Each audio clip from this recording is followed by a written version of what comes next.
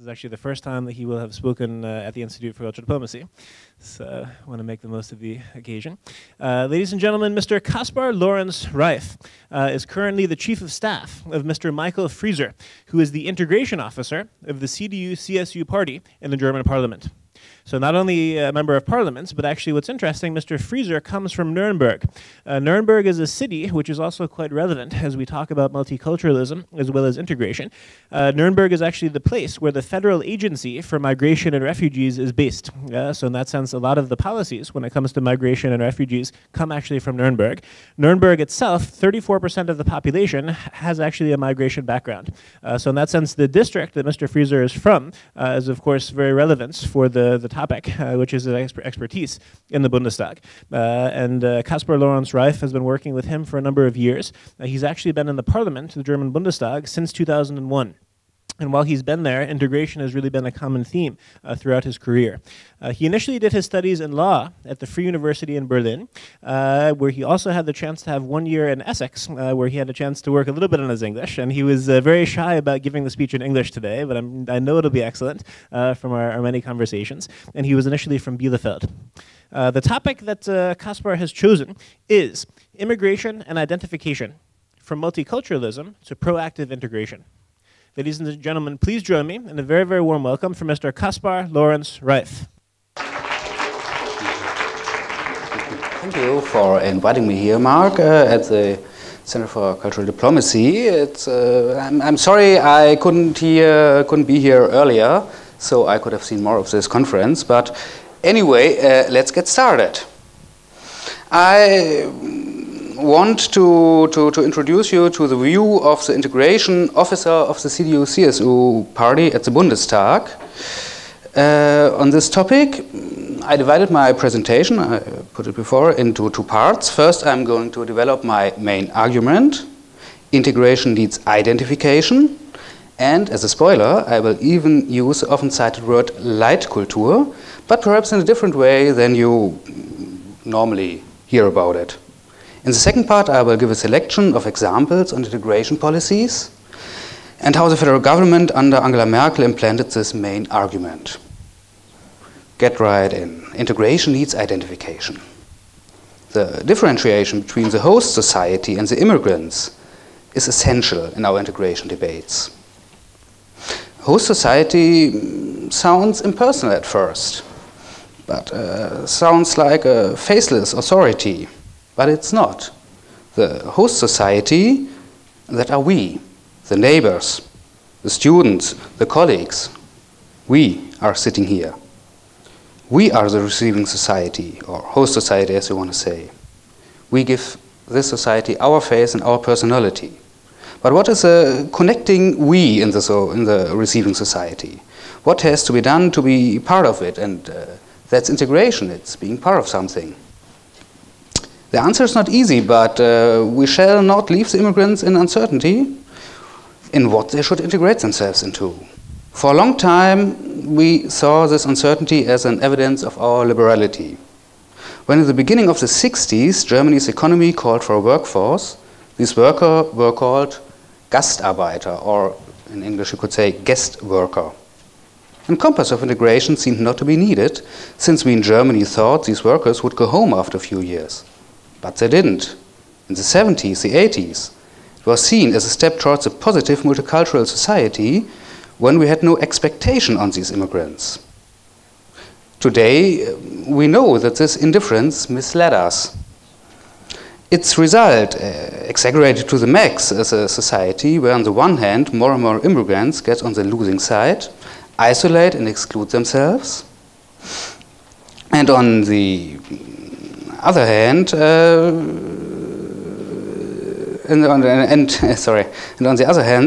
hostility towards foreigners increased, while the willingness to integrate decreased. So one could say multicultural society sounds more and more like a denial of assistance, as perhaps a lawyer would say. It is no good and is no sign of respect for foreign cultures when we demand and expect nothing of the people that come to us.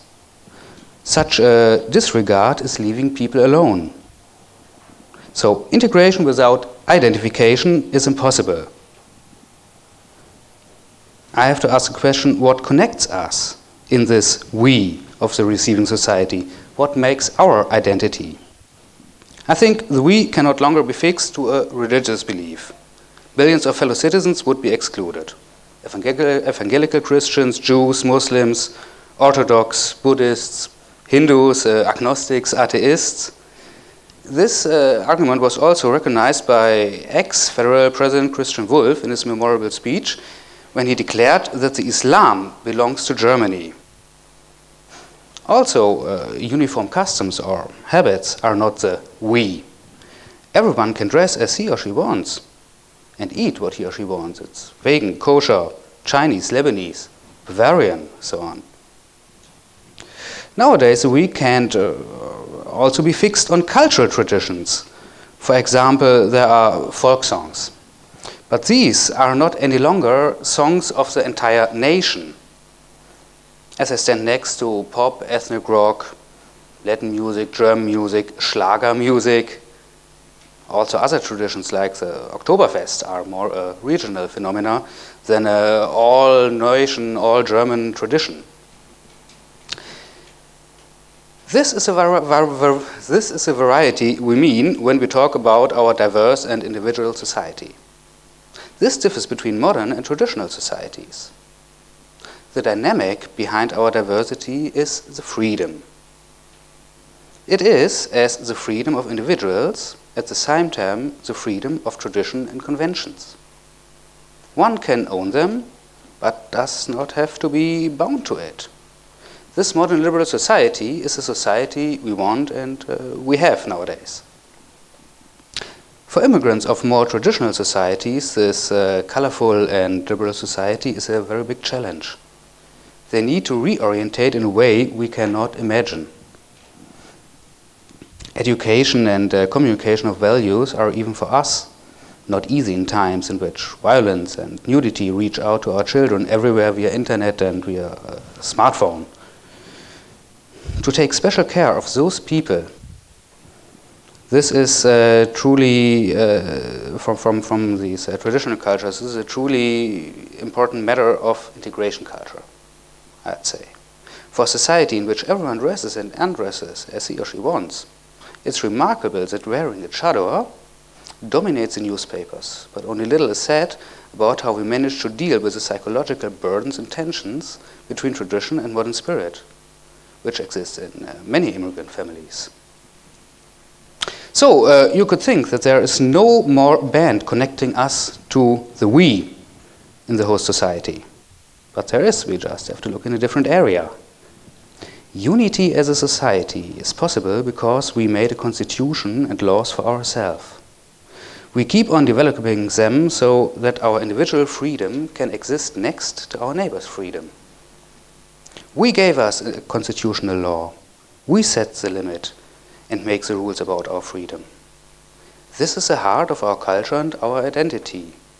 Who, in that sense, belongs to the German nation, is, no matter what he or she part comes from, is part of a state community which constitutes itself.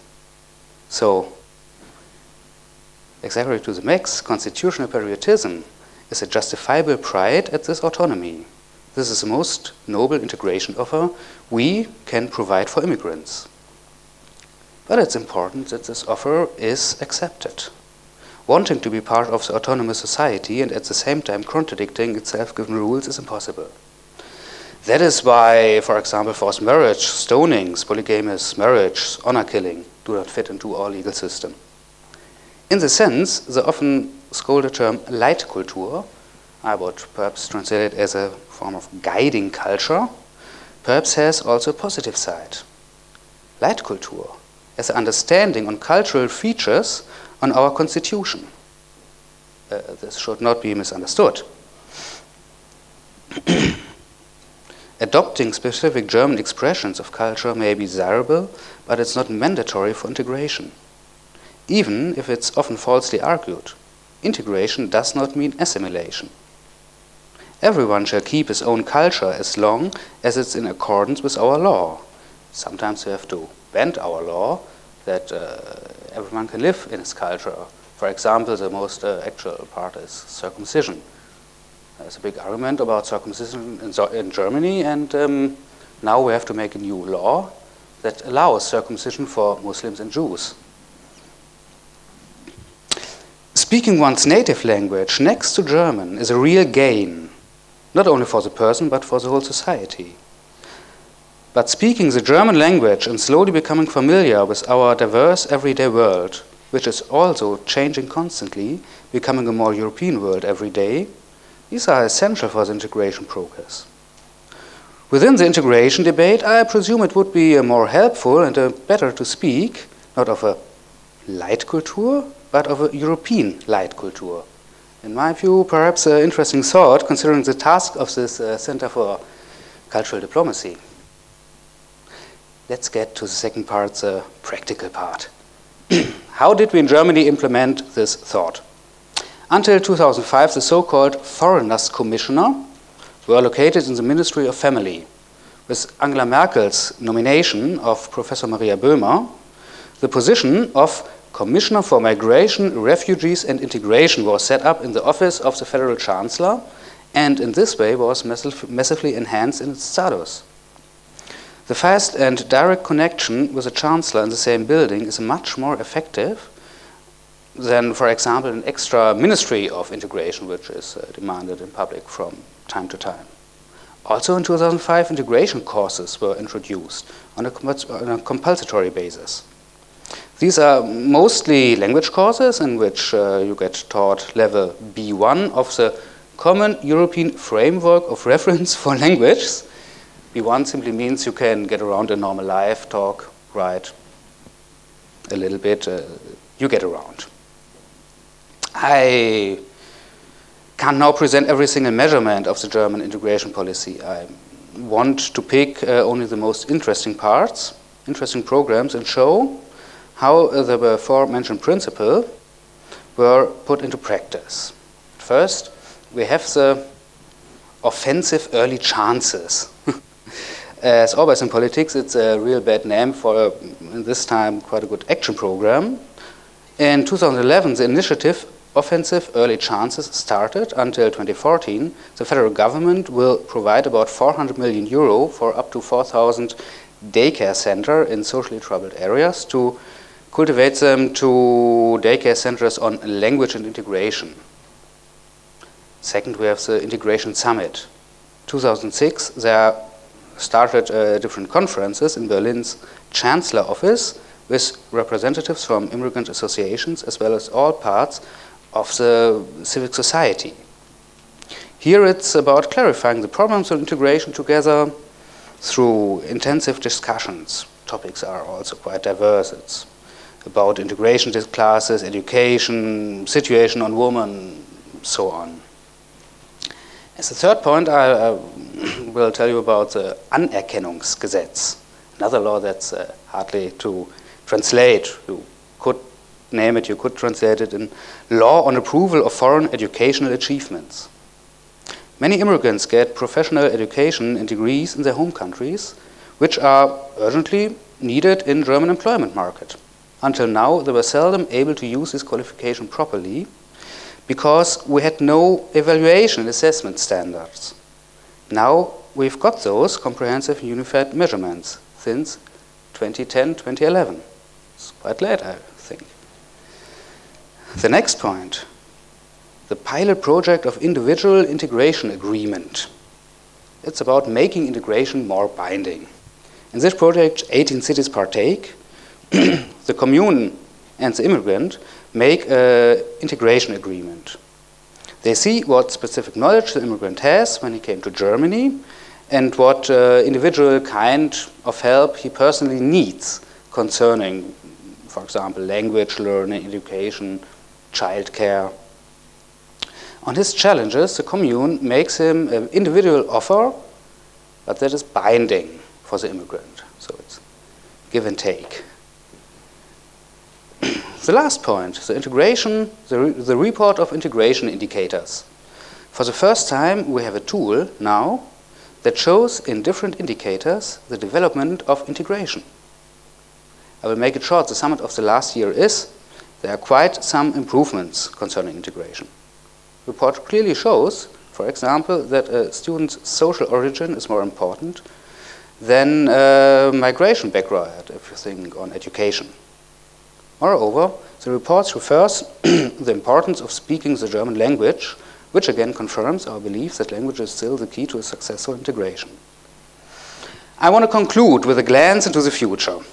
We are on a good way in Germany, but there are still many challenges that shows also the integration report what to do. For example, the access to higher education is quite difficult for many foreigners in Germany. Also in the public service sector, migrants are underrepresented. Then we have the topic of dual citizenship. Now we work with an option model in which children can decide to their 23rd birthday which of the one citizenships they want to have. But the wish for multiple citizenship is very strong among many migrants, which I can fully understand, speaking especially considering the Europe's merging. A possible alternative for the future could be, for example, the Spanish model we thought about. A cooperation, the Spanish model is a cooperation with 12 South American states, and only the citizenship of the momentarily residents is active. So if one is Colombian and Spanish, if he lives in Spain, he is Spanish. If he lives in Colombia, he is this. Sorry. Ladies and gentlemen, I hope I could clarify in this rather brief summary not only what the German government was doing in the last years.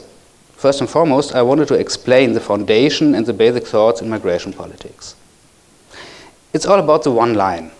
When you live in Germany, you are integrated if you can look for yourself and do something for the society. You can live your life as you want, or as your tradition tells you to. No assimilation is required, but you have to follow the society-given rules like everyone else. Thank you for your patience. Thank you very much, Kaspar.